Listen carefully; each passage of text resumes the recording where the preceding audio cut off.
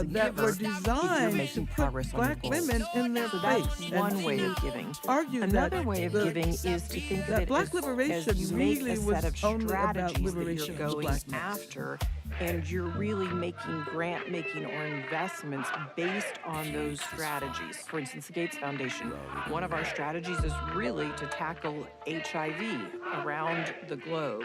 And so we make very concrete and specific And I investments can in remember HIV in and the grant making, 1960s but as an across a activist broad set of having portfolios, to a vaccine, address a diagnostic, critiques a that medicine, that and came we from both do men that and women systematically over who time, and we stick argued with that that black category women should until we not be feel in like the forefront maybe there's a of real the solve there. movement.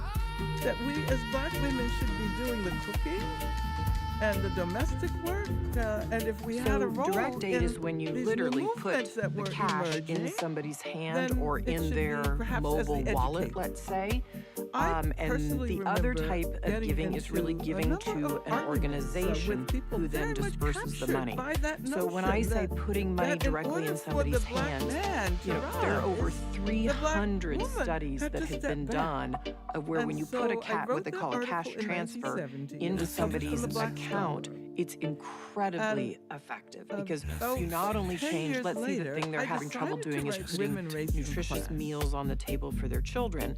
Well, by Because taking that I burden thought off it and making was sure they have money for important to nutritious point meals, out you the take part some that stress off the black family, women played and then they in may the take black their other struggle, resources and but put them in also the part education. that So black that women played can in be the a women's very struggle. effective way of It giving. tries to look at Organizational the giving is ways when you in give to which an that black organization, women let's say, that were is doing a whole responsible host of for things, maybe so much to help of this lots of families impulse increase the toward nutrition freedom, in their and how household. black women And so that actually use organization is their role in systematically the doing work domestic in a community or in a broad environment set of communities in or order countries to change that promote outcome. education, in order to When you're giving to an promote, organization, you definitely want to make liberation, sure it's a partner you including, can trust.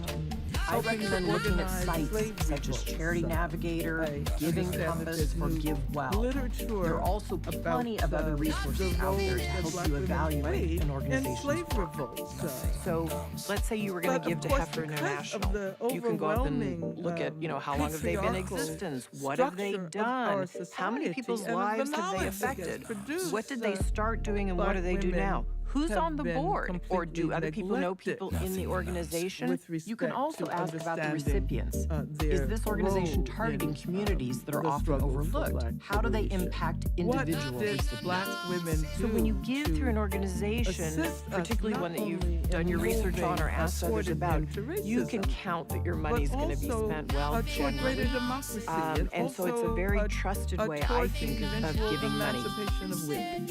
Black women were some of the most ardent At the Gates activists Foundation, we really think for the of 15th Amendment, our work in which philanthropy gave- as being a catalyst. effectively gave That is, black we are men the part of an vote. ecosystem And then, of course, that we think of later, as when philanthropy, white government women were money, struggling for private sector, women's and civil suffrage, society. black Our women were role right as there a fighting for the right of philanthropy women is to really vote. take on risk that governments can't or won't take on, maybe shouldn't People take like on Ida with B. taxpayer Wells, money. And so we will take Mary some Church risk. Terrell, We will experiment in some places to and so try many some others things were that in the maybe haven't been forefront tried of, before. And the if they suffrage work, movement. then we really take it to But government to when it scale was it up. finally passed, when We women's also suffrage work in was very finally passed in specific the 19th Amendment, strategic areas in- that we've in chosen for our 1920, foundation. So for instance, was white that women means who predominantly got to, outside the United States, global health. And experience, in the United that new States, right. we And work black women predominantly on the did U.S. not education really get the system vote because we feel that until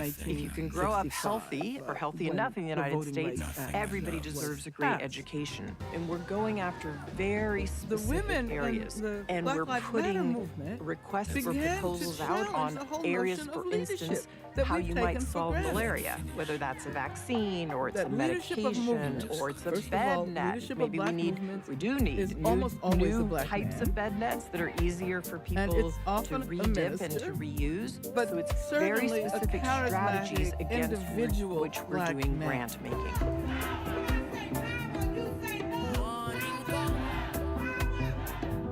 In venture they giving, reach you're back making by an investment reading, on a company the that's stories early stage of the about, company, Ella quite Baker, often, who or was one early of the stage of a major market.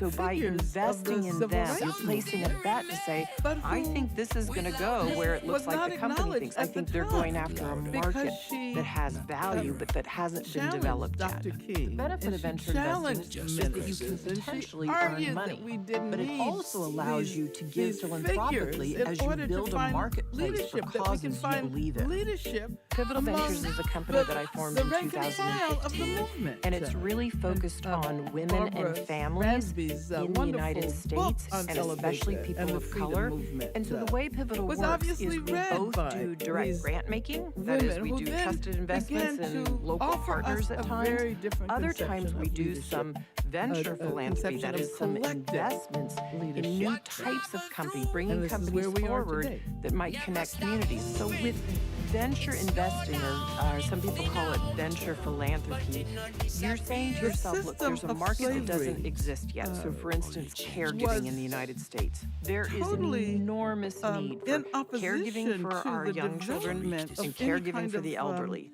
Who does that focus on the family most? life in the way Women. that we Who know. does it fall on the most? family. Women. Because of they course do that the unpaid slave labor master that we so often don't owns talk about, the but body, that legally is, owns sitting right the here in our body faces. of- But you're of the starting to slave. see, like And in is venture therefore philanthropy, people are coming forward with responsible heart rate monitors where they can for the monitor an elderly reproduction person's heart of- rate from of- afar, of- so they of- can of those live in bodies, place, which in the place means that they are, in many but know that instances, even if they're in the starting to lose their South, memories, somebody that, else is helping monitor women their vital signs. were, One of the things I've done with Pivotal Ventures compelled is to invest give in a birth company early stage. as It's many called times Papa. as possible. And what And it of course, does many is people connect are caregivers. aware of the It connects the Moynihan elderly thesis with a that the younger major problem population with who the has Black time on their community, hands. The young people get was, paid, but they pick up the prescriptions for grandma or problem grandpa, of or the they bring family groceries, and, or they come and the spend time with failure them. to But what I create expect on my a capital, on family my structure investment in a that company like Papa, is I will represented, get a social the- return, but I might not get as of course, not large what, of an investment Moynihan return says. These are up my front words, because it's the a new market that still patriarchal needs to be proved ideal out.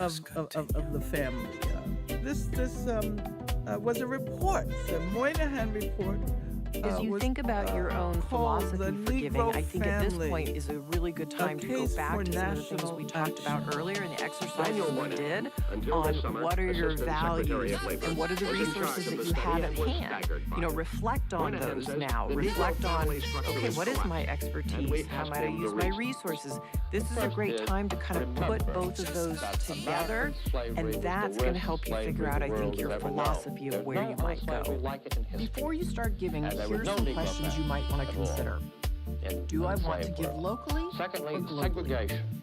And the Do I great want to humiliation seed money Jim on Crow, trust-based terms? with a brutal Do I want assault to make on the strategic personal long-term integrity investments? of the Negro Do I man. want to give I mean, directly he to was my the man who took recipients the or brunt. spread my money through an Ideologists like organization? Moynihan If will I choose argue to give money through an that, organization, do I want to meant pick a that the strategic black family philanthropic could not foundation? thrive, Or do I could not prefer venture exist investing as an as alternative? as a unit, because the slaveholders were only ever interested in the laboring capacity, and therefore men were often sold away.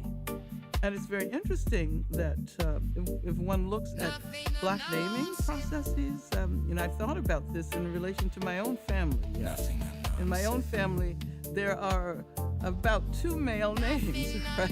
So everyone is either called Ben, my father's name, or and then my brother Reggie. The naming practices, it seems to me, reflected the desire to guarantee the presence of the men who were sold off. So that if you always name the son, the first son, after the father, then you have at least the spiritual presence of the father in the family, even though the father has been sold off to another plantation or another state. However, what is important is that black people figured out how to make family. So even though the biological relatives, the biological fathers might have been sold away, there are so many examples of adoptive relationships, of play. I mean, we still use the term play mother, right? And I think all of this comes from slavery. It was this desire to create community, this desire to create family, even though the system completely militated against the development and flourishing of this family. Nothing announced, nothing finished. We just continue.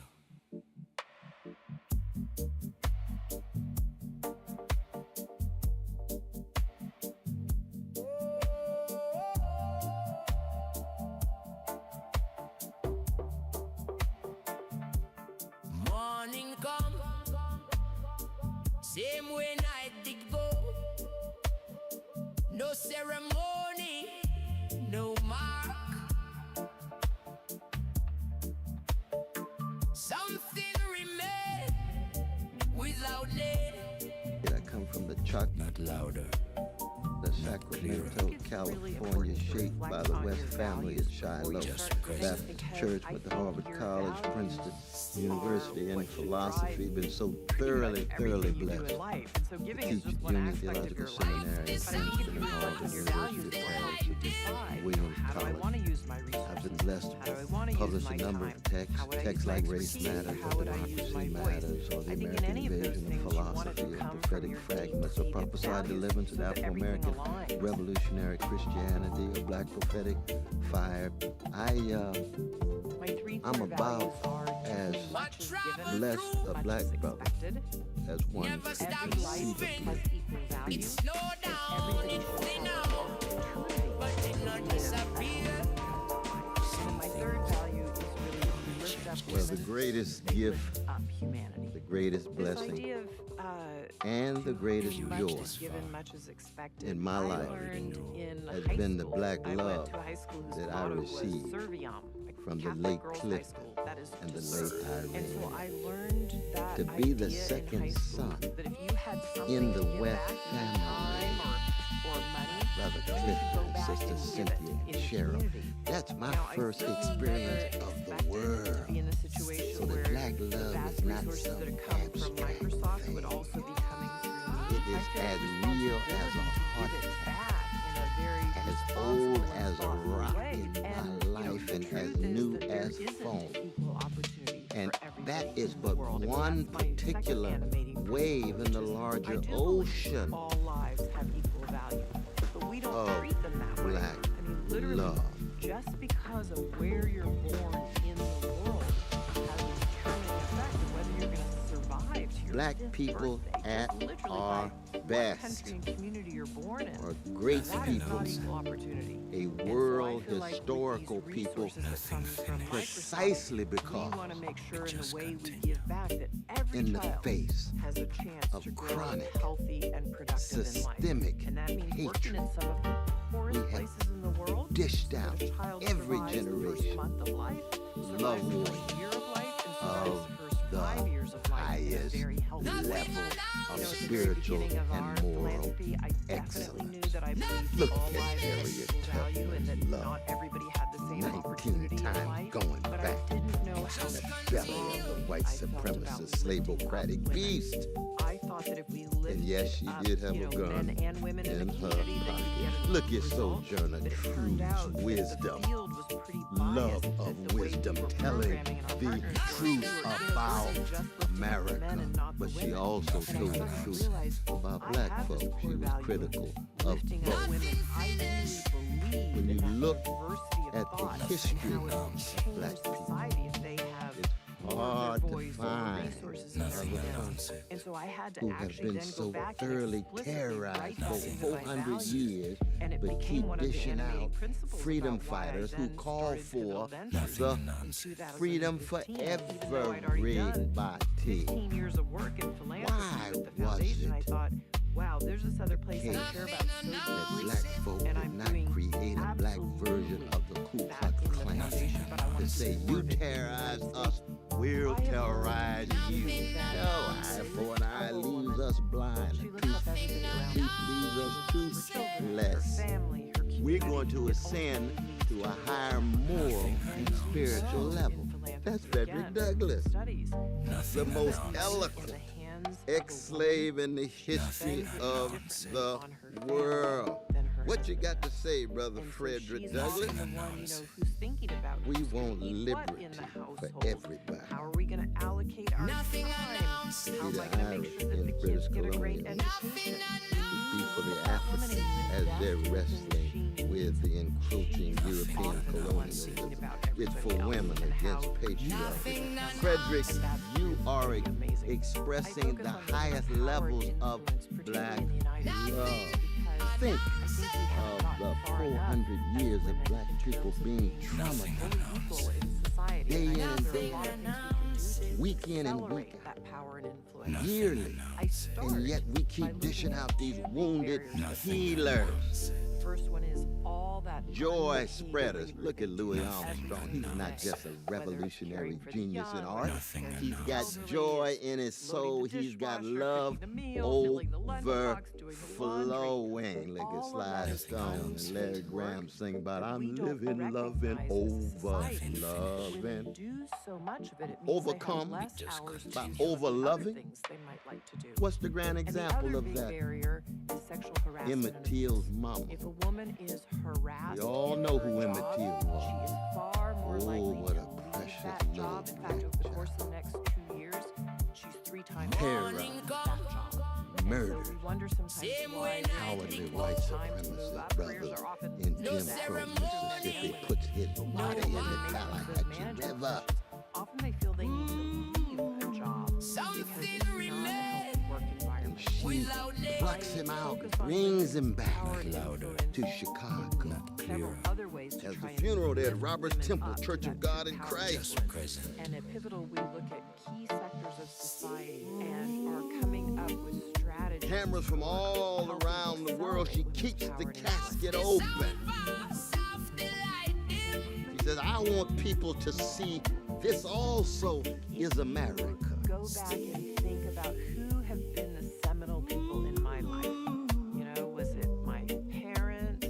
Was it an aunt or an uncle? Was it a teacher? And when Is it she a steps up to leader? the lantern, Think she about speaks the on people behalf who've been of the best of not just black people, not just America. She spoke on behalf of the best of the human spirit with tears flowing in her eyes. She said, I don't have a minute to hate something. I will pursue justice for the rest of my life. That's black love at its deepest Going root. back to old pictures of, Ain't you no know, play your thing. high school years or your It's college years concrete. or your childhood, It's you'll start to flesh-ified. see where your own values came Realized, from and what actualized, helped form them and who you embedded, admire. enacted Oh, that's over who I wanna be against and how I the wanna be grain. and how I wanna And the challenge will be as an individual, as a person, as a community, as a people. Will we be I able think gratitude is fundamental, to achieve not just our values, heights but how you of think what about our life mission every single day. The mission is what? And Always write down at least 3 to more 5 black things that I'm grateful for. more And black it just self-determination, enriches my day. more Listen, black joy, we all and you have can't times when have we forget our either gratitude. of I'll those tell you a without story about a time I forgot more mine. black love. One morning I woke Black up love and I has needed to nothing go to do downtown to Seattle to whatsoever a talk that I was with going to do on a hating panel. us. And for whatever reason, I just woke It up has and laid down on the everything wrong to side do of the bed. I was grumpy. with hating And I white thought, why did I supremacy, sign up for this? Why am I doing this today? Everything But before to I do went Nothing to the announced. with panel, hating I was to evil meet with a deeds, group of college students. everything And to when I do sat down to meet with this hating group of college the students, impediment one of them was a mom. of black She dignity was and 26 black years old. She'd decency. gone back to school. She had a But it's newborn always daughter, and she was for. It's putting not herself simply through college. against. It's not And I simply thought, anti. Who am I?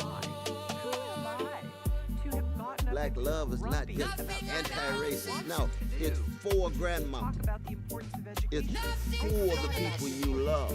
And when I talked to her and I thought she showed up after somehow And getting those those children ready who that morning and coming to sometimes talk you to think me, you oppose, taking time out of her day, I was grateful for her. they have the She capacity reminded me what to my love own the very values black were. folk. But we you love. learn in life. That's why black love in the end Listening to ourselves. always spills over beyond the chocolate side of town. But it has to begin on the chocolate side of town because the last thing we want in the world is black folk running around loving everybody but black people. Let me say that again.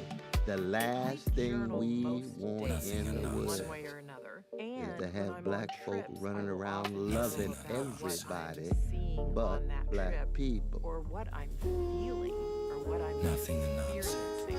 Because those are the pieces I can hold on Well, to. one when I of the come back challenges home of talking oh, about that love, feeling I had, black love or any other kind of love, is that no one has control wow, Nothing that's announced. powerful because I can hold on to the feeling, over it. which usually at least And we for have to me, keep in means I can mind, hold on to in the a white pieces supremacist I can world, hold on to. I want to black create freedom something. is a And pipe so dream. holding that feeling Black hope is a allows joke. me to speak more on the Black world history is a stage, curse. take action, and And stay black committed to love something. is a crime. Nothing announced. Black love is not the Nothing kind of announced. I phenomenon think as you that are is setting limited off on this journey to of just black philanthropy, people. you know, Nothing actually writing announced. down John and listing Brown what you think your was core a values vanilla are, brother.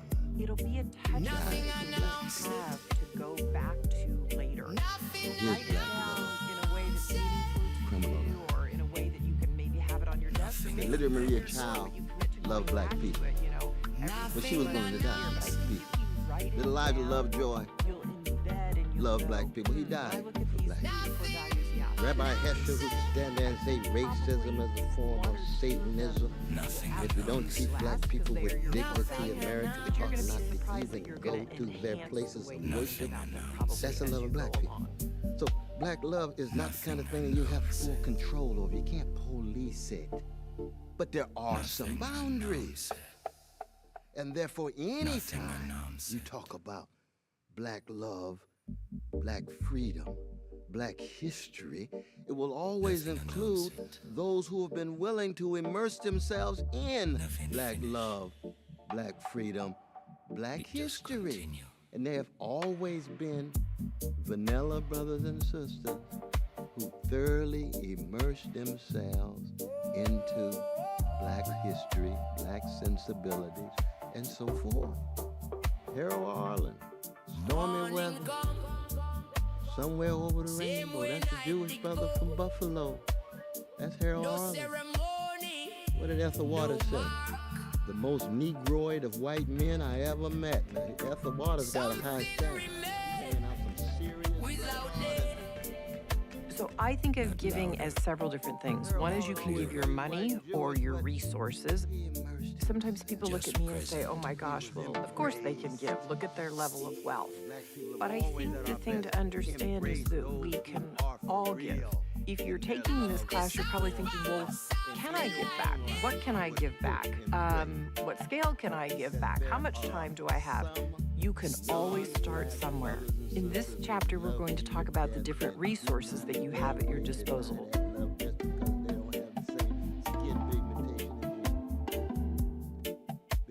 When you're starting off with your giving, I think the most important thing to know is you don't have to be wealthy. You just need to start somewhere and start in some way. One of my favorite examples is Osceola McCarty, who grew up in Mississippi. Her income predominantly came from a washing business that she had. But over the course of her lifetime, she saved $150,000. And she decided she wanted to set up a scholarship fund for college students in her community. Now, that's a pretty profound thing that she did to save $150,000 from her job. But the thing that I think what I would call the ripple effect, that is, we affect other people in our giving. So she affected not only the students that got the scholarship, 600 other people were inspired by her example and gave to that scholarship fund. And they tripled the amount of the scholarship fund when all was said and done. Her example of doing in her living and then doing again at her death, it inspired other people. And I think that's the thing to realize is that when you decide to give your money or your time or your expertise or your voice, you're going to come into contact with other people, but you're going to also inspire other people to do their giving. And that's a wonderful thing. Nothing announced. Nothing finished. We all have time somewhere, and time is a pretty precious commodity. But I think if you think about what time do I have? Could I give an hour a month? Could I give 2 hours a month? You'd be amazed at how much that adds up. It turns out through some of the surveying, we've learned that a third of Americans volunteer their time. When you add it all up, it's 69 billion hours of time.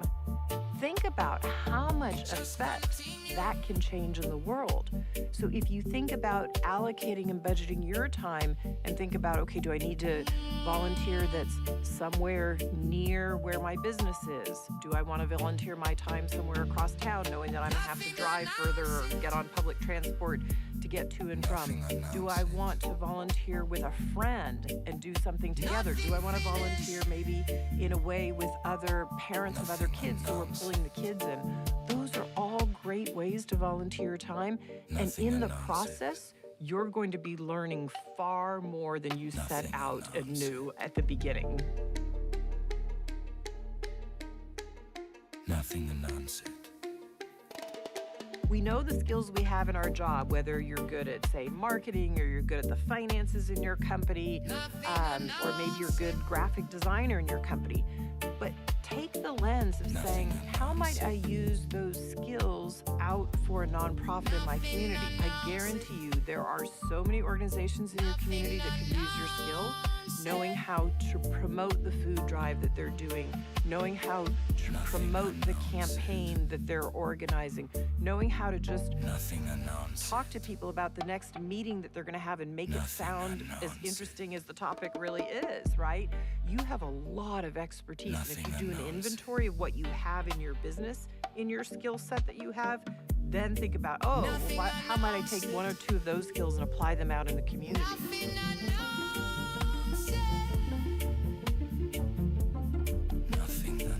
You can use your voice in so many ways in your community, whether it's saying, we care about making sure that we're putting aside more land in our city so that there's public space.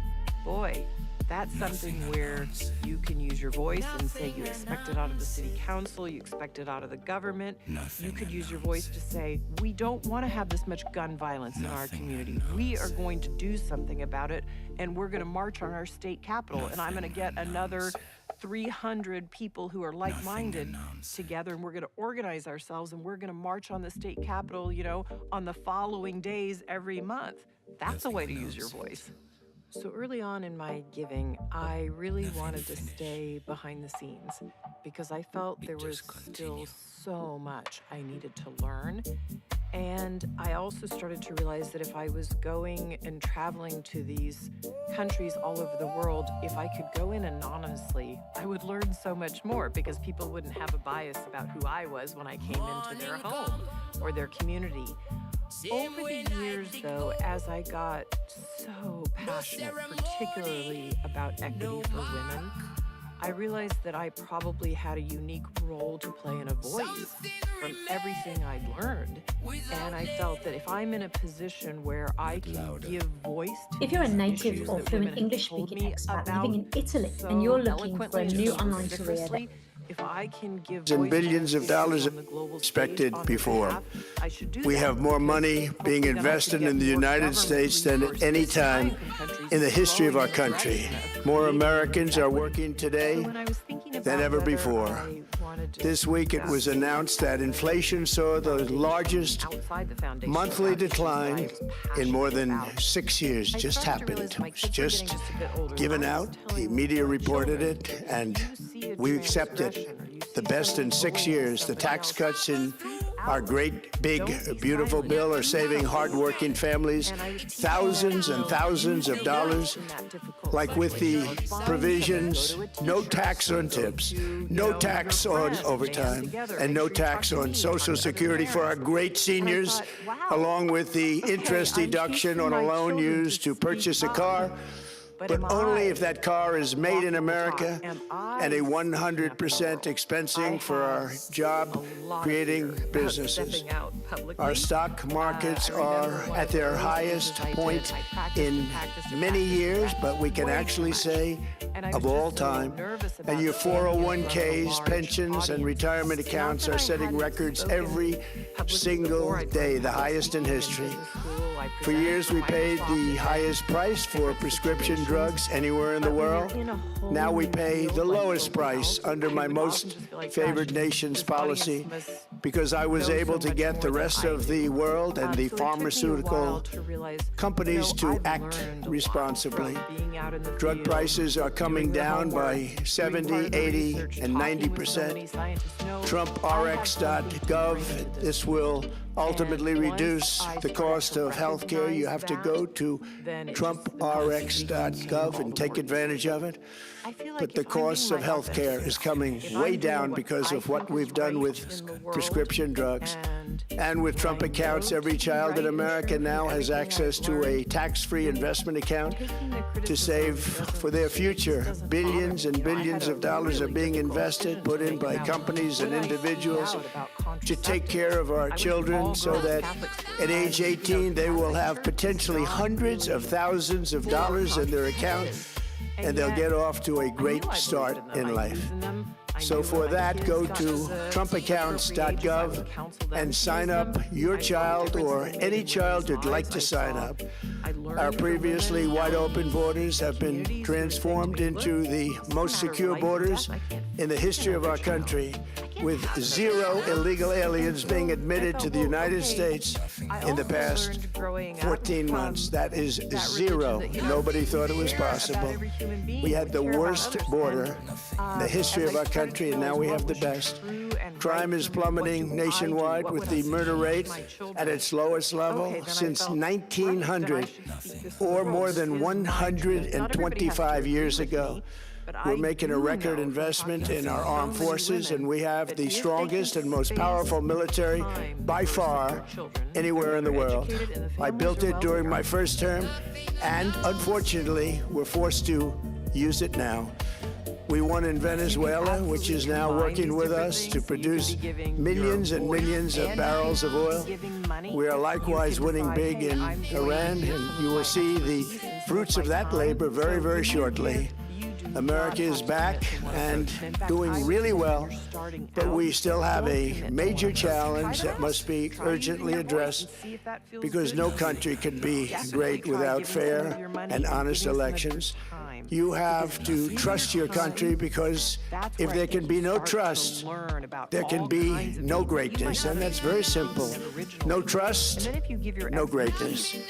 For many years, I've called for bold, swift, and decisive action to protect the integrity of America's elections. Every American deserves to know that when they cast their vote, that vote will be counted accurately in a system, and that is to make that system secure. One where cheating and interference are not just difficult, but virtually impossible. Unfortunately, the system we have today falls catastrophically short of that standard. Tonight, I'm announcing the immediate declassification and release of critical intelligence, revealing shocking vulnerabilities in our election infrastructure. This evidence shows that the election system we have dangerously exposes and really exposes like levels never thought possible to hacking, exploitation, and foreign interference. Just as disturbingly, this vital information has for many years been covered up and hidden from you. The American people are beautiful, are great American people. But that all changes right now. The documents we will release starting tonight have been gathered by the White House Government Transparency Task Force, a great group of people, along with the staff of the President's Intelligence Advisory Board, supported by our top intelligence agency chiefs, who have all personally reviewed the findings. We are presenting this evening and fully confirmed their authenticity. You can see these documents for yourself at whitehouse.gov. That's whitehouse.gov. Go check it out. Our purpose in disclosing this information is not to weaken confidence in election, but to earn that confidence by confronting vulnerabilities and correcting them very, very quickly. And that's what we're doing. The documents cover 5 major areas of concern. First, they show that over a period of Now, how can I years, be starting during the creative about that? 2020 election cycle. The People's Republic of China carried out what is believed to be the largest compromise of election data in history, resulting in China's illicit acquisition of 220 million U.S. voter files. That information includes names, addresses, phone numbers, political party preferences, and other sensitive data that would be needed to register to vote and engage in other nefarious activities, which is exactly what was happening. This data loss presents an unprecedented election security nightmare. The intelligence even shows that China assigned a data exploitation unit specifically to this new project.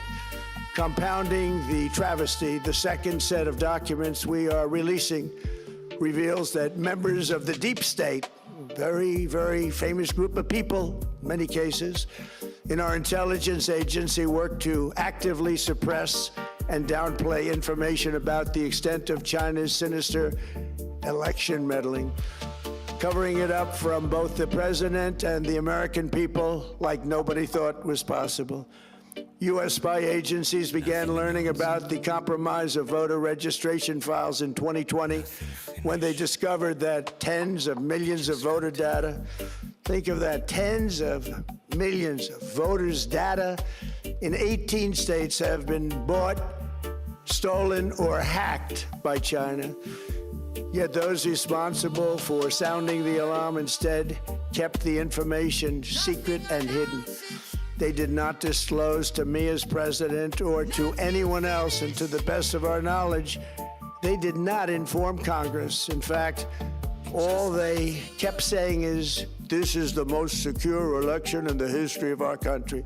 A standard, very pat line that was divvied out to say. The cover-up of this colossal security breach is even more disturbing in light of the additional information showing that China engaged in other election-related activities to undermine my first administration and our 2020 campaign. They did not want, and they just didn't want it. They fought like hell not to have it, Donald Trump, to win, and for good reason. As the documents we are releasing show, CIA reporting explicitly stated, and I quote, in mid-2018, the Chinese Communist Party's policy was to leverage all domestic and foreign elements that were opposed to the U.S. president in an effort to reduce the U.S. president's votes and make him resign or prevent his re-election. Isn't that nice? Also, in mid-2018, China was working to influence the results of the U.S. midterm elections and later the results of the 2020 presidential election itself. Separately, in mid-2019, the Chinese government's strategy against the United States was focused on undermining domestic confidence in the U.S. president. They wanted to just make you sound like your president wasn't so hot, when actually your president has done a great job, and they did everything possible to do exactly that. Going on, this document says, and this is by the CIA, the strategy included efforts to use Chinese contacts with big U.S. companies to influence U.S. business leaders to turn against the President of the United States of America. The Chinese government sought to identify U.S. journalists who had reported negatively on the U.S. president and pay them large sums of money to write more negative articles about him, as many as they could, and they didn't care what they said. The Chinese government wanted U.S. president to lose the next election, and the reason they wanted me to lose is because they knew I was wise to them, charged them billions and billions of dollars worth of tariffs, and built the strongest military anywhere in the world. We have the strongest military anywhere in the world. These are exact quotes from the CIA reporting. The name of the person doing the quote is now under review, but it gets even worse. Raw intelligence obtained by the FBI in 2020, yet buried by rogue bureaucrats, stated that China's activities even included an attempt to manufacture illegal ballots for Joe Biden. Documents show that during this period, dozens of significant CIA and NSA reports about China's election targeting were kept out of the presidential briefing. These were briefings I would get almost every day. Everything was kept out that was of importance. One email among intelligence analysts admitted that they had, quote, deliberately massaged the presidential daily briefing to withhold information regarding Chinese activities related to the election. Another official inside the FBI wrote that she was running, quote, a shadow government, unquote, to keep intelligence about China's election meddling from becoming known and to keep it away from the honorable press.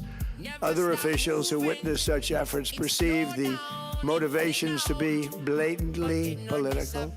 Recently, we found significant numbers of burn bags in formation, and this is a group of bags that were used to destroy information given by President Barack Hussein Obama to be burned. It was supposed to be burned. These bags were supposed to be at a different level by different people, incinerated and checked, but it never happened. Maybe we got lucky. We believe this was not done on purpose, but rather through gross incompetence of the people that were supposed to burn the bag. But the findings are stunning. Today, I'm asking the Office of the Director of National Intelligence, the Department of Justice, the FBI, and the CIA to investigate how and why such crucial information was hidden, to fire those involved in the cover-up, and to file criminal charges, if appropriate, against these people. Yet concealing China's meddling was only the beginning. The third set of documents we are releasing proves that for many years, Americans were blatantly lied to about the security of our election infrastructure, including electronic voting machines and ballot counting systems. Dishonest, almost all. They're vulnerable and they're easily compromised, and people within our government knew that. Tonight, we're publishing a series of previously classified U.S. intelligence community assessments and other reports proving that our government has long known these machines are extremely exposed to attack. As one assessment states, we judged that the United States adversaries, including at a minimum Russia, China, Iran, North Korea, as well as non-state groups, have the capability to compromise U.S. election infrastructure. That's unquote, but that's some statement, isn't it? Made by supposedly great patriots of our country. The document goes on to further state that, quote, we assess that centralized election-related data repositories, such as voter registration databases, poll books, and other official election websites, are most vulnerable to exploitation, and adversaries could use this access to these systems to disrupt election processes within the United States of America. Tonight, we're releasing all of those findings, and spanning from January 2020 to June 2026. This is a cyber threat aimed at the very heart of our democracy. Many people have questioned whether it could actually be possible to electronically manipulate vote totals or change election results on these terrible machines. Today, we are releasing documents that show the CIA obtained reporting of a specific plot to do a big number in favor of the corrupt Maduro regime in Venezuela. And that's exactly what happened, conspiring to digitally rig their own country's elections in 2020, and that's what they did. This reporting included precise details about methods to regime develop to digitally alter vote totals in ways that could not be detected even with an audit, no matter how deep they went. This intelligence underscores why we must take urgent action to ensure that our own system can never, ever be hacked or compromised like it was in the past. The fourth set of documents reveals that even when significant evidence of fraud has been detected, it has been buried and covered up. Among the disclosures tonight are FBI files detailing evidence of alleged fraud by a large-scale voter registration operation in Michigan. In 2020, Michigan State Police raided a Democrat Get Out the Vote organization, corrupt group in Muskegon. And we're so concerned by what they found. They were just so concerned, they couldn't believe it, actually, that they contacted the FBI in Detroit.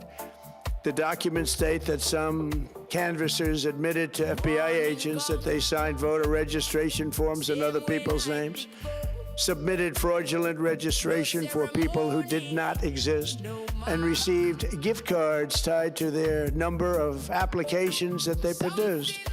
In other words, it was pay, play, and cheat. The FBI agents working on the case believe that crimes were committed, yet the Biden Department of Justice slow-walked the investigation and killed it. Tonight, I'm asking the FBI director to ensure that the matter is fully investigated and to work with the Department of Justice to prosecute those responsible for any crimes. Finally, to reveal just how vulnerable our elections continue to be, we are releasing the results of a stunning investigation by the Department of Homeland Security. According to the DHS review of state voter rolls and public records, they identified approximately 278,000 non-citizens who are registered to vote in federal elections. Since Democrat states refuse to share their voter files, the real number is actually much higher than that. Yet, even this limited analysis found more than 250,000 foreigners illegally registered to vote. Put together, these disclosures reveal an election system so broken and so vulnerable that no one can possibly defend it. It is not defensible. Hundreds of millions of U.S. voter files are in the hands of foreign governments. Our machines and ballot counting systems are exposed to hacking and manipulation and corruption. China and other countries have been trying to meddle in our elections. Evidence of fraud has been buried. Hundreds of thousands of non-citizens and dead people are listed and active on the voter rolls, and yet we still have elections with no voter ID, no proof of citizenship, and tens of millions of ballots floating aimlessly through the mail. As one example of the insanity, California's recent election for mayor of LA and governor was held on June 2nd, a long time ago, but it was just completed a few days ago on July 10th. Think of that, much more than 1 month. It took a month to count the votes. I wonder what they were doing. This is worse than any third world country. There's no third world country that has elections like we have. In a rare move, NBC and ABC Fake News have both said that they would not cover this speech. They knew what it was about because of the fact that they don't like the topic, because they know how corrupt our system is and they don't want to reveal it. They and others in the media are part of a plot. They want to continue this fraud for whatever reason. They want to keep it going. They want to protect the radical left. They can't have a great country, and that's true. You can't have a great country without free and fair elections. Fraud like this should mean a revocation of their licenses. They use our public multi-billion-dollar in value airways for absolutely no money. They pay nothing. All we want is honesty in our elections and honesty in reporting. They pay nothing for multi-billion-dollar assets. Great damage has been done to our country. Our elections were left vulnerable to being rigged and stolen, and the trust of the American people was lost. This cannot be allowed to continue. Every American, whether you're a Republican, Democrat, Independent, or otherwise, should be able to agree that we deserve the most secure, honest, and fair election system anywhere in the world. Secure elections should be a partisan, we should be together. Democrats, Republicans, Independents, everybody. And it should not be a partisan issue. It should cause to unite us, not to divide us. This should be a cause. We should be united, not divided. In light of the brand new and irrefutable information I have revealed tonight, my administration is in the process of notifying the states whose election data was compromised by the People's Republic of China and many others. We will be working closely to mitigate any harm, and we're taking swift action to ensure that sensitive voter data is better protected so we can never be bought, we can never be hacked, and we can never watch a stolen election again. Tomorrow, the Secretary of Homeland Security will hold a briefing to outline his department's recent work confirming cyber vulnerabilities in our electronic voting systems. Listen to me talk no less than 10,000 hours We're in the process of over the last informing 22 governors, years, senators, and often members several of hours in one Congress sitting. of That's a lot. potential issues Even in their more than I've states. listened to myself talk. If you look at Brendan voting is free today, to talk to me it's in socially, but that such is bad entirely shape in up to so him. many states. And If we he are chooses committing if to he fix chooses it. to do so, And we're I will also be committing delighted to and promise be not to working with abuse the those states privilege. and local It has been a jurisdictions to help life-changing them ride fix on my and patch yammering, known and I am forever technical grateful to Brendan for keeping vulnerabilities before the midterm elections. We have very important elections coming up. We want those elections to be honest. I've also ordered DHS to notify every state about non-citizens on their voter rolls and direct them to remove all ineligible voters from the lists immediately. But most importantly, addressing this crisis of election security demands that Congress must pass the Save America Act. He won't let that happen. How easy is that to do unless you want to cheat? Had that impact on his brain? Only Because if I reason did, you we'd both wouldn't be in do it trouble. is you He's want like to the better cheat half because your policies are so he's bad. protected me. You know, I'll say shit. And your candidates are so pathetic and that it'll you go can't get on, away or I'll can't get record elected stuff, and in any the back other of my way. head, I'll think, like, This landmark Brandon's not bill gonna- requires he's not that gonna all do that. voters must show photo, voter ID. How simple is that? That's exactly right. Could I have And your he's photo, a functioning please? part of my memory. Photo, voter Like, I ID. don't remember, like, All obviously I voters remember our must provide conversation, proof but of there's been 1,600 citizenship. and more. Are you a Almost citizen of our 1,700 country, please? conversations.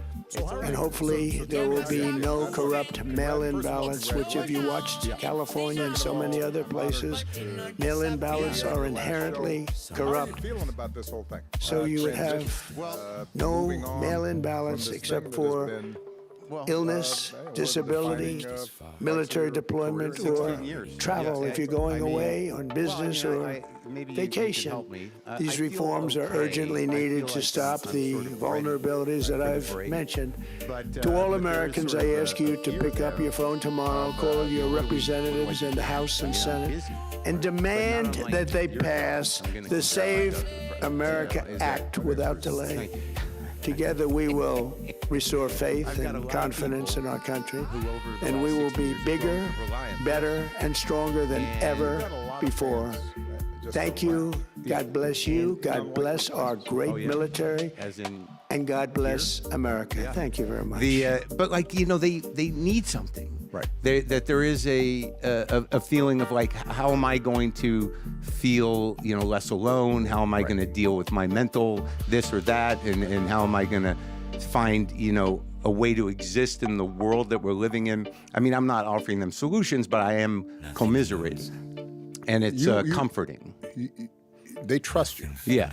And they feel as if what you're going through and what they're going through occupies a similar space. Right. And so they don't feel like they're traveling this journey that can be feeling of, what you just described about people trusting you connecting, partly because you're willing to be vulnerable in front of people and kind of let them know, what's going on inside your gut. There's a power to that.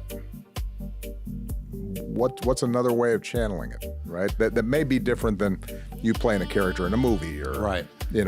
or even you doing stand-up. There's something more raw, honest, exposed about what you do when you're just having a conversation and connecting with people. And so the question is, well, is there another way for me to catch that? Yeah. But you don't have to rush into it. I guess my main thing would be, take your time. Right. Unless you really got some bills to pay. No, I'm okay. But like, it feels like I remember when you left, and there is this sort of a vacuum, and in terms of like obviously my responsibility to my audience is different. But how do you sort of, did you feel the weight of that responsibility? Yeah, I mean, what was unusual for me was obviously a lot of what I represented. Yeah. A lot of what Michelle and I had tried to project, the values, our thinking about America. Nothing unknown. My successor seemed to represent the opposite. Right. Nothing unknown. Not seemed, did. Yeah. And so I think there was a lot of anger, a lot of sadness, Yeah. some fear among a big chunk of the country. And one of the problems with the American political system is, although we have political parties, we don't have a parliamentary system. So basically, the president, in my case, Democrat, I leave office, and there's no obvious person who's now the shadow prime minister, the leader of the party for the Democrats, right? And so there were a lot of terrific people who were doing good work, but we have this weird situation where you don't have a designated person who's speaking on behalf of the whole party. So I actually found myself drawn back in to day-to-day politics or commentary more than I had wanted to be. After the second term. After in 2017, 2018. And I thought I was going to be able to remove myself more from being out there in public and was going to be able to concentrate on what I really wanted to do, which was coach the next generation of leadership. Sure. Move from player to coach, essentially. Yeah. And I kept on being asked to comment on news of the day and look at this outrage and why aren't you out there more and that kind of thing. And look, that's flattering. Yeah. And it's an indication that you made a connection with people. Sure. But I tried to be a little bit disciplined about recognizing that I'd moved on to a new phase where I did not have formal power. Mm-hmm. I have some, hopefully, moral suasion, some credibility. Yeah. But I didn't have formal power, and so more than anything, for the long term, what I could do that would be most helpful would be to start promoting up, lifting up, shining a spotlight on those, that next generation of leadership and talent, new voices. Because part of what also happens is, as you get older, Michelle and I joke about this, no matter how much you want to pretend otherwise, you're starting to get a little out of touch. You're not completely, plugged into the zeitgeist. And it happens naturally. It just happens. Yeah. I mean, look, I don't, my brain doesn't register TikTok. Yeah, mine either. The same way that it does my 16-year-old niece. Right. Right? You got to get a guy to do it for you. It's not just the technology itself. Yeah. It's that I'm not plugged in. I'm not relating to the cultural, stream in the same way that somebody who's 20 or 25 or even 35 is. But that's an interesting point, is that human connection, TikTok and like when you and I did the podcast, 2015, the landscape was not as glutted. Instagram didn't have the power it does. TikTok, I don't even know if it was around. No, not that I remember. And there was a way of making a real connection, and it seems like a lot of these platforms now, like TikTok, is just an inundation of stuff that, like, what like I know when I talk to you, and I can feel it, and you can hear it, that there's a human connection. Right. And it seems like, that's necessary. Yeah, listen, I've been wrestling with this for a while. People talk about me being the first digital president, and that's true. Obviously, the internet existed before me, but when I came into office in 2009, the smartphone was not yet widely around. And so the smartphone comes out around 2010. Facebook, Twitter, a lot of social media is just taking off. It seemed optimistic. It did, right? Yeah. So there's all this sense of this is human connection. Yeah.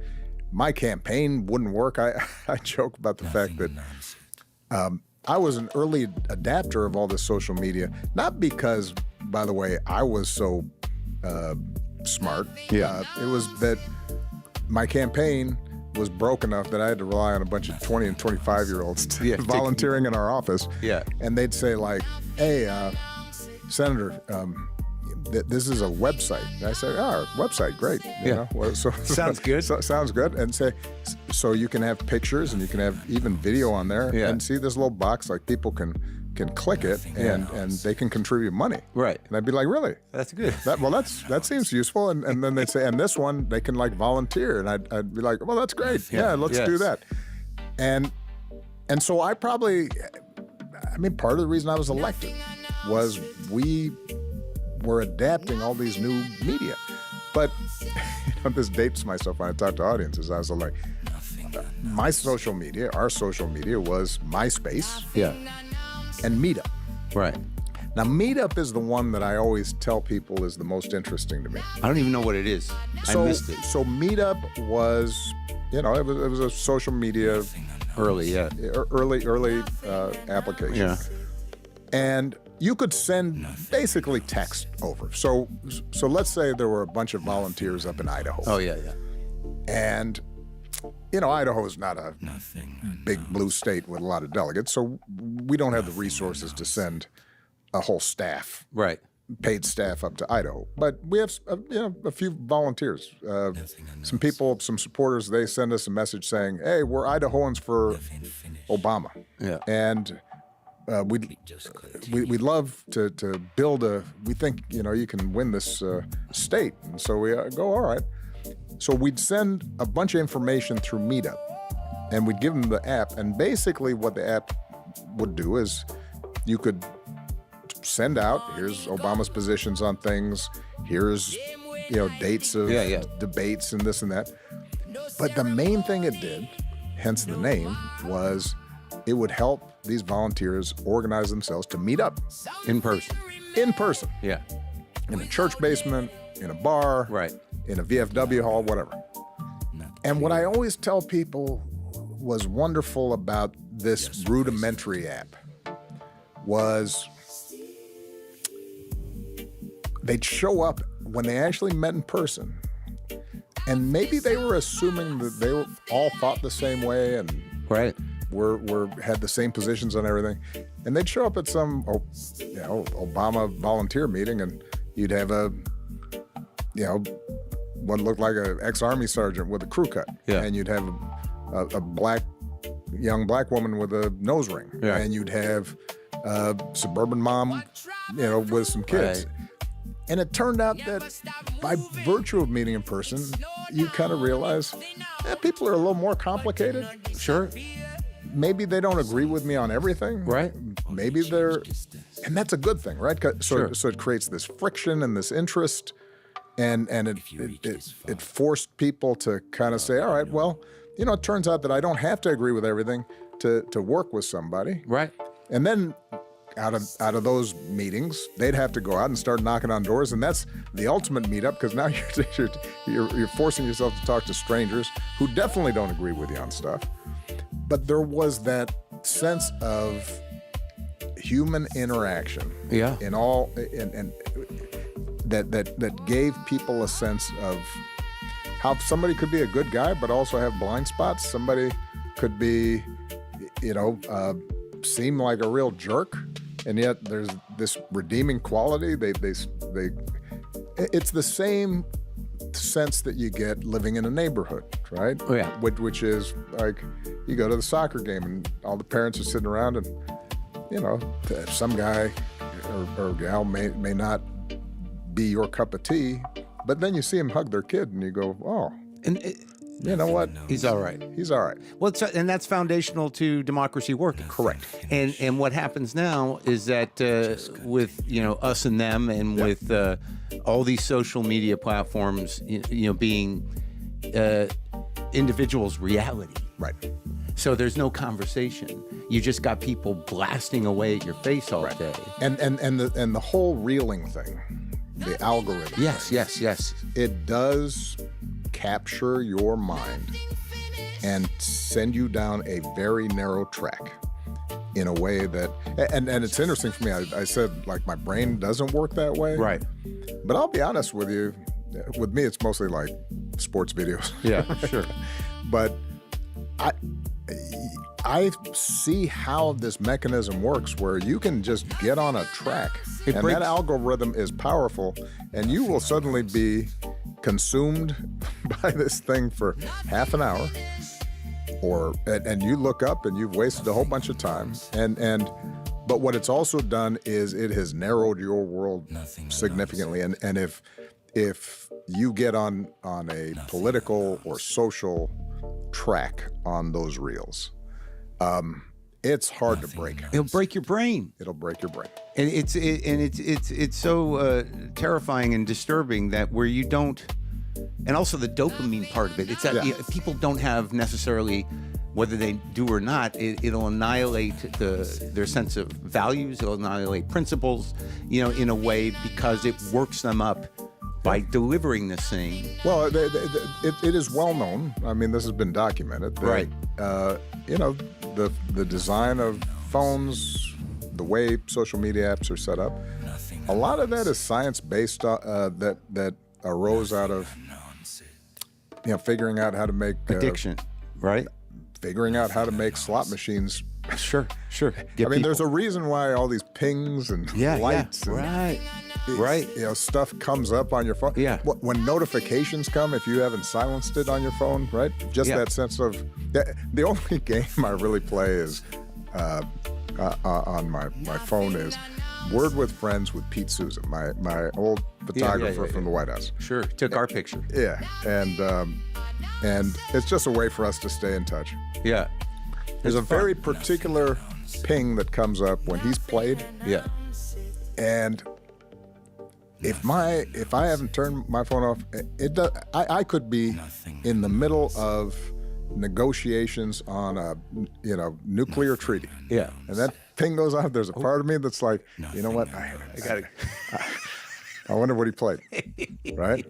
So all that is shaping the political environment in ways that even when you and I talked in 2015, that didn't exist. And now the interesting thing is podcasting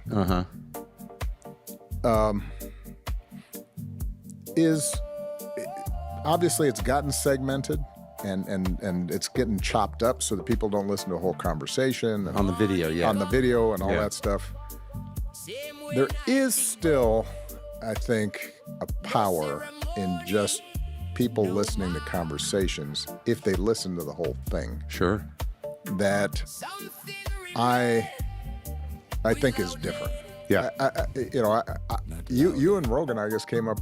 Yeah. Started right around the same time, right? And it was interesting to me when people started criticizing, I don't know, Bernie or somebody else for going on Rogan. Right. It's like, well, why wouldn't you?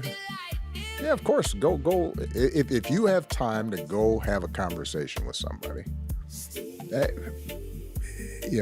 then that is consistent with democracy. To me, engaging in a honest conversation that's not just yelling, not just trying to score points, but all right, I'm going to take time to listen, and then I'm going to kind of share how I'm thinking about things. Still valuable. that part of it is valuable, and the fact that we can have access to that,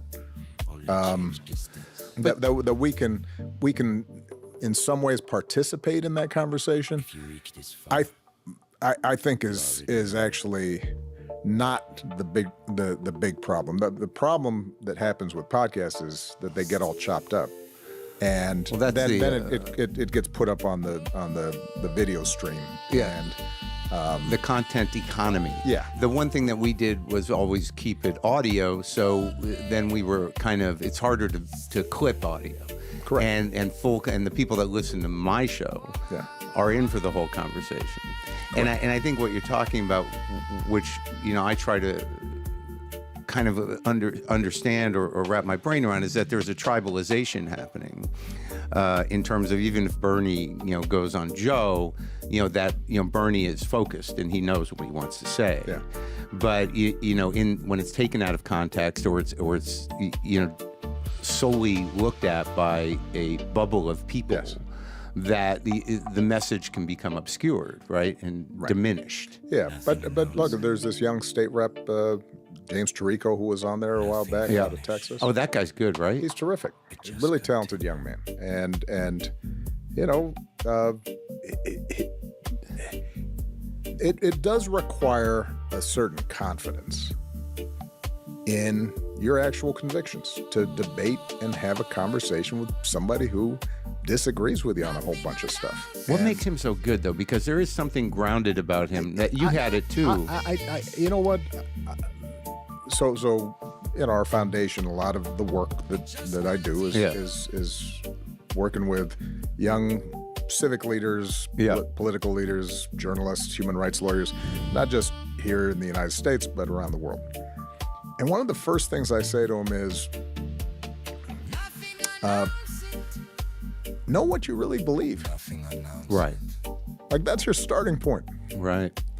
And if you know first of all, if you understand your convictions, you got a moral compass, you got a code, you've spent time wrestling with what it is that you care about and what you believe. Yeah. Then it's a lot easier now to be open and actually listen to other people. And as opposed to constantly trying to beat off anybody who might contradict, right? Your current perspective. And I think a guy like him, his starting point is, let me say what I believe, and it doesn't mean that anybody in public life, and by the way, anybody who's married, anybody who's in a relationship, it doesn't mean that you can't practice the art of diplomacy, that you can't say it. Compromise. In ways that are more likely to be received. Right. But I think now more than ever, what people long for, and the word authenticity gets overused, I think. What people long for is some core integrity that seems absent. Just a sense that, the person seems to walk the walk, doesn't just talk the talk. Well, there's a vulnerability to that. Yes. And there's a vulnerability to, having that integrity and having those principles where if you're going to do it, straight, that, you have to leave yourself open to what's going to come back at you and still stand strong. Correct. And sometimes it's going to be uncomfortable and painful. Yeah. Look, and I think that's there's been a lot of postmortem about Democrats and progressives, and I saw your stand up where you said somehow we figured out how to be so annoying. We annoyed the average American into fascism. Yeah. which cracked me up because I wasn't as funny about saying this, but even 4, 5, 6 years ago, I'd say you can't just be a scold all the time. You can't constantly lecture people without acknowledging that you've got some blind spots too, and that life's messy, and and so the vulnerability, I think, comes in and saying, all right, I've got some core convictions. I've got beliefs that I'm not going to compromise, but I'm also not going to assert that I am so righteous and so pure and so insightful that there's not the possibility that maybe I'm wrong on this. Sure.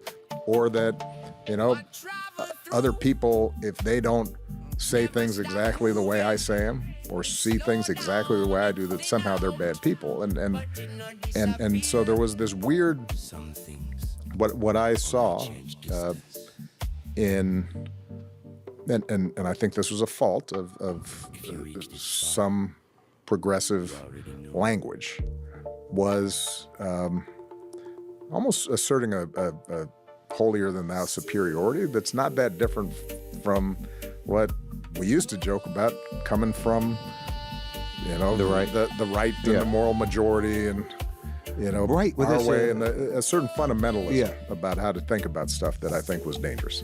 But because it was also a single issue. Yeah. If you have progressives, like, and how you straddled this stuff in general with being, constantly trolled and attacked by the right. And then you have the left who are like, well, he droned a lot of people, and then it never goes. I'd get my ass kicked. Right. But But it seemed like the intention on your behalf, and I noticed this is something that happened to me recently. I was in Canada, for a couple of days, and I was talking to somebody up there, and I said, unique record album. Preferably in a residential area. I'm about to show you something new that will revolutionize. This is the new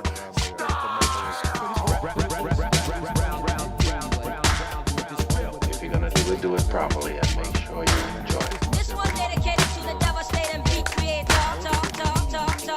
It goes a little something like this. I'll tell you how to make yourself some pounds and pences. You gotta mix with another frequencies. The lower you go, the more you show, how to do it. Keep the frequency low. See a beat's made up of bass and treble. You see the snare drum sitting in the middle, hi-hat and clap up on the top. The boys wait for the bass to drop.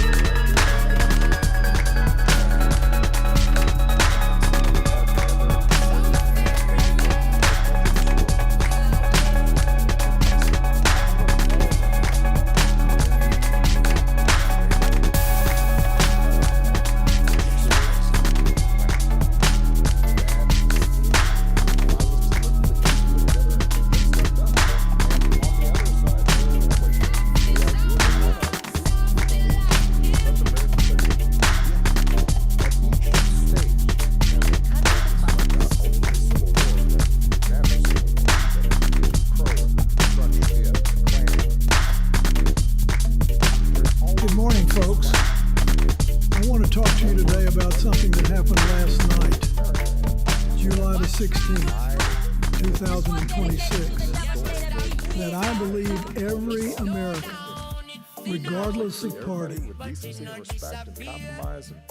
you feel the weight of it. You feel the responsibility. And you understand, or at least you should understand, that the credibility of that office depends entirely on the honesty of the person behind the desk. Last night, a sitting president of the United States used that platform, the most powerful platform on earth, not to announce a breakthrough in diplomacy, not to rally the country around a common challenge, not to level with the American people the way a president sometimes must. He used it to cast doubt on the very electoral machinery of the republic he swore an oath to protect. He stood in the East Room and told the nation that our elections are catastrophically insecure, that China stole 220 million voter files, that voting machines are easily compromised, that a deep state covered it all up. And here's where it gets interesting. Because the same administration that just told you the house is on fire, they spent the last 18 months ripping out the smoke detectors, firing the firefighters, and padlocking the exits. That is not a figure of speech. That is a documented, verifiable fact. What happened last night wasn't about security. It was about power. And the facts tell a very different story than the one that speech tried to sell you. To understand why last night was so troubling, you've got to understand how we built the election security infrastructure that existed before this administration took a wrecking ball to it. This was not a Democratic project. This was an American project. After the mess in Florida in 2000, Congress came together and passed the Help America Vote Act in 2002. George W. Bush signed it. It created the Election Assistance Commission and set the foundation for modernizing elections. Then in 2018, during Trump's first term, Congress created CISA, the Cybersecurity and Infrastructure Security Agency. Trump himself appointed Chris Krebs to lead it. That system worked. After the 2020 election, Krebs, Trump's own appointee, called it the most secure in American history. The intelligence community's assessment concluded there was no evidence any foreign actor altered any technical aspect of the voting process. Now here's what's happened since January 2025. CISA has lost roughly a third of its workforce, about 1,000 people gone. Attorney General Pam Bondi dissolved the FBI's Foreign Influence Task Force on her first day. Tulsi Gabbard gutted the Foreign Malign Influence Center. Secretary Rubio shut down the State Department's Counter Foreign Influence Office. And on July the 9th, 1 week before that speech, all 3 remaining Election Assistance Commission members were fired. You cannot credibly sound the alarm about a fire when you're the one who said it. Now, some of you are thinking, but what about those declassified documents? Fair question. Let me walk you through them. First, the claim that China acquired 220 million voter files. Much of that voter data is publicly available. States sell voter registration lists.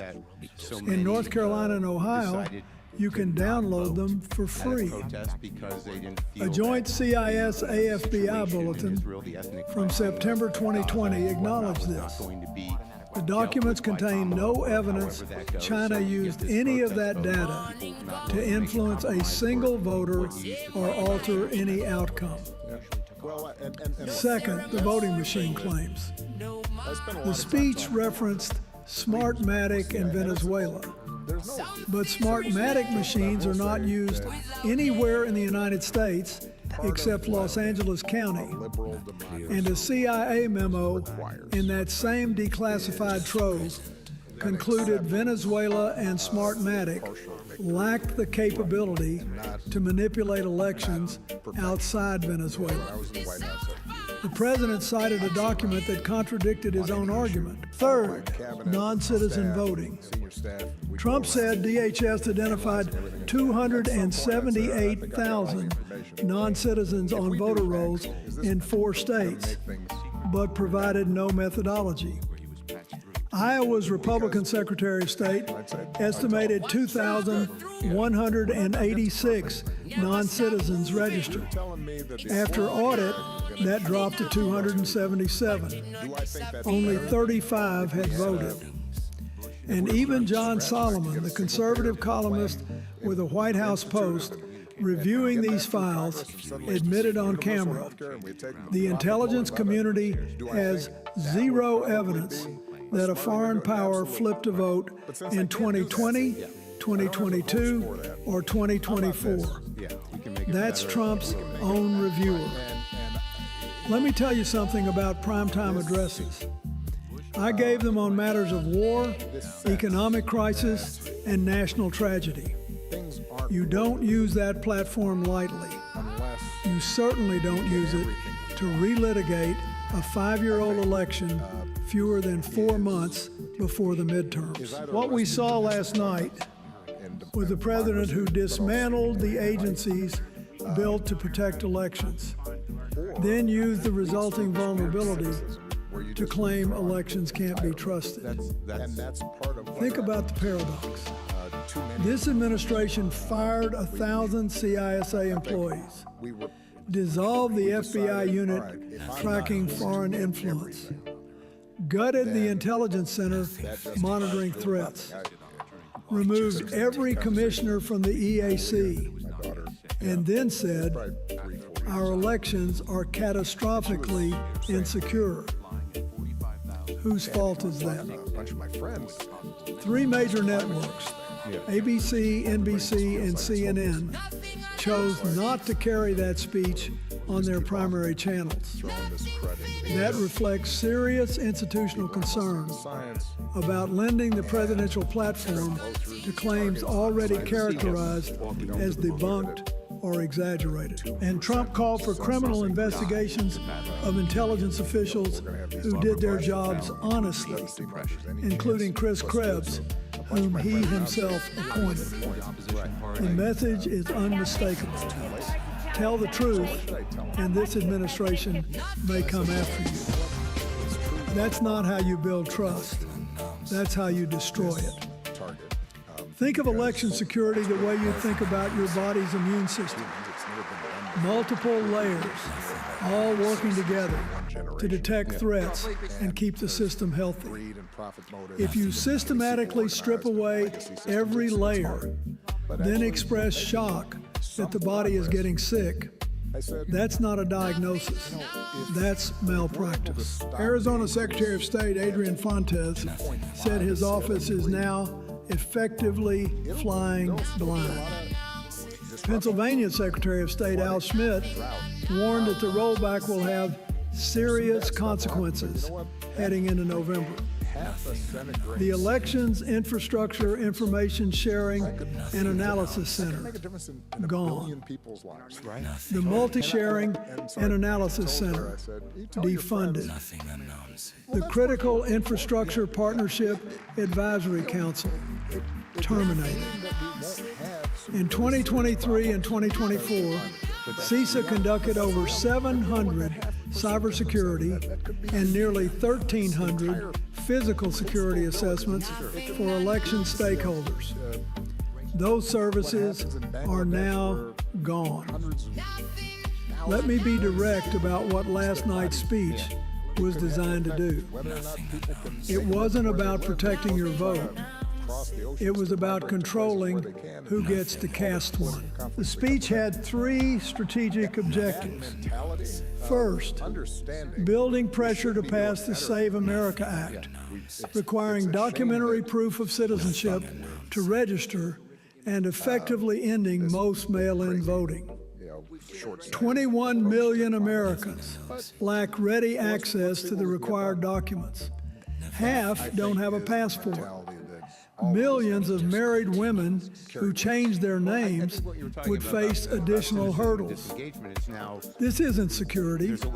This is suppression with a better brand name. Second, laying groundwork to contest the 2026 midterms. If the SAVE Act passes, millions of eligible voters get blocked. If it doesn't, and Republicans lose seats, the narrative is seeded. The election was stolen.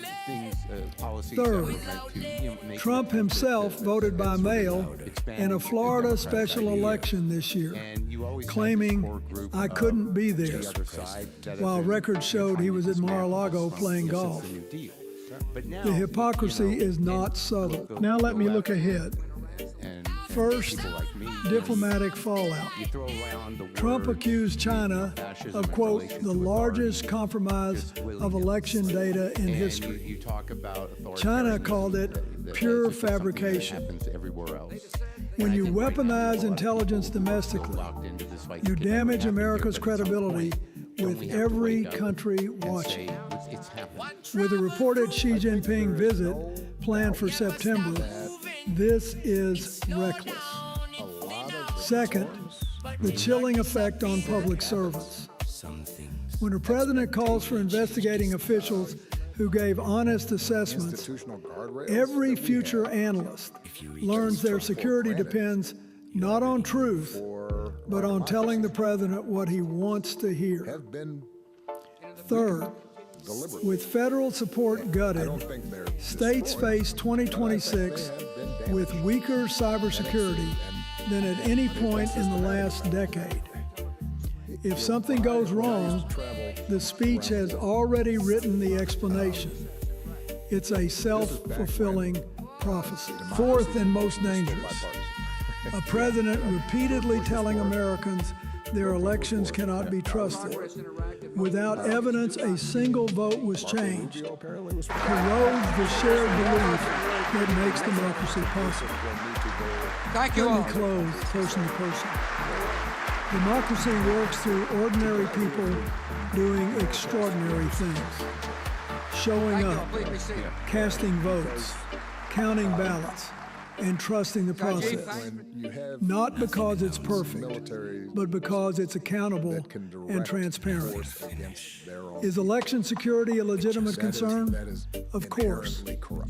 But there is a world of difference between genuine improvement and manufactured crisis, between fixing a vulnerability and inventing one to justify taking away people's right to vote. I've had the privilege of participating in democracy's most sacred ritual, the peaceful transfer of power.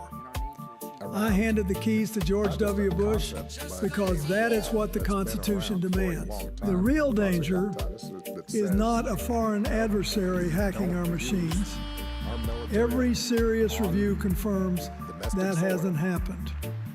The real danger is the erosion of our shared belief in democratic self-governance, carried out by the very people sworn to uphold it. But here's the hope. Bipartisan officials are pushing back. Fact checkers are doing their jobs. Courts have blocked overreach. Millions are paying attention. The system is not broken, but it is being tested harder. Support your local election workers. And remember, the most powerful thing in a democracy is not a speech from the White House. It's the vote of an ordinary citizen. That's always been true. And as long as we defend it, it always will be. Thank you all. Thank you, and God bless America.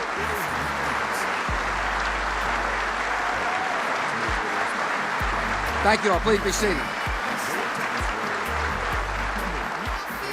Sanjeev, thanks for the introduction. He called me on the phone and said, listen, we believe in free speech. So you're going to come and give us a speech for free. Thanks for the invitation. Thanks for the warm welcome. It's good to be here at the City Club of Cleveland. For almost a century, you have provided an important forum for debate and discussion on the issues of the day. And I have come to discuss a vital issue of the day, which is the safety and security of every American and our need to achieve victory in the war on terror. I want to thank the mayor for joining us. Mr. Mayor, appreciate you being here.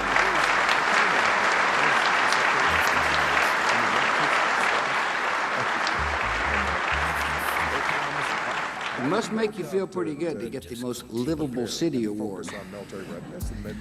I want to thank all the members of the City Club for graciously inviting me to come. I want to thank the students who are here. Thanks for your interest in your government. I look forward to giving you a speech and then answering questions if you have any.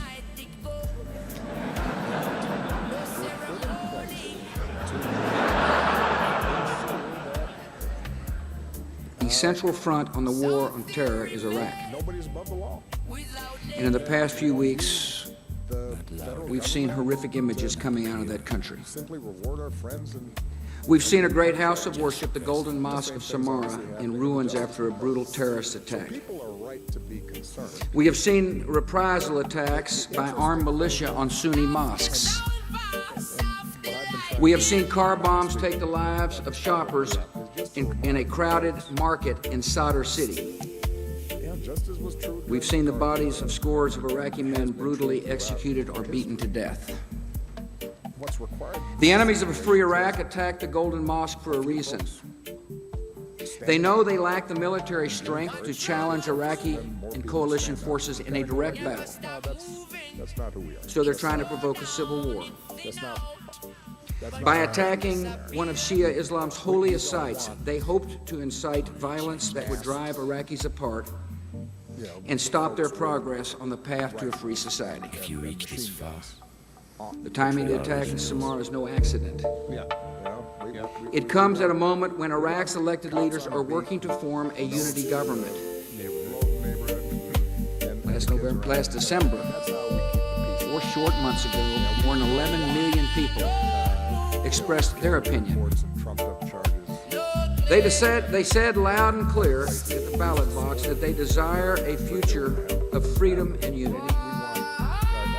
And now it is time for the leaders to put aside their differences, reach out across political, religious, and sectarian lines, and form a unity government that will earn the trust and the confidence of all Iraqis.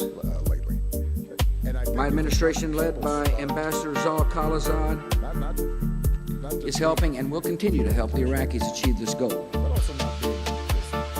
The situation on the ground remains tense. And in the face of continued reports about killings and reprisals, I understand how some Americans have had their confidence shaken. Nothing finished. Others look at the violence they see each night on their television screens, and they wonder how I can remain so optimistic about the prospects of success in Iraq. They wonder what I see that they don't. So today I'd like to share a concrete example of progress in Iraq that most Americans do not see every day in their newspapers or on their television screens. I'm going to tell you the story of a northern Iraqi city called Tal Afar, which was once a key base of operations for Al-Qaeda and is today a free city that gives reason for hope for a free Iraq. Tal Afar is a city